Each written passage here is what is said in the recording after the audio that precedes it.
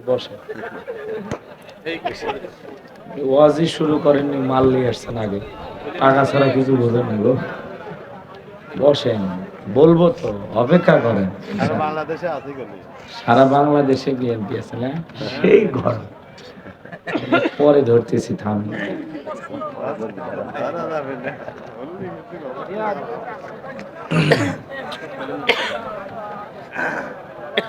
সম্মানিত ভাইরা একটু বসছেন।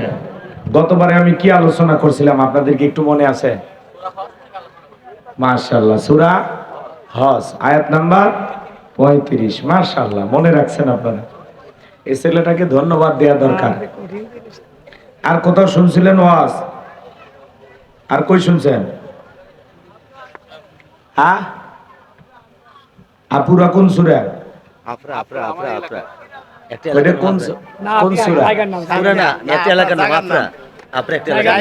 সেটাই তো বলতেছি, ওই জায়গায় ওখানে কোন সূরা হয়েছে? সূরা আল মুমিনুন। মাশাআল্লাহ, সব জায়গায় তুমি মনে রাখলা। আর কোথায় শুনছো? হ্যাঁ,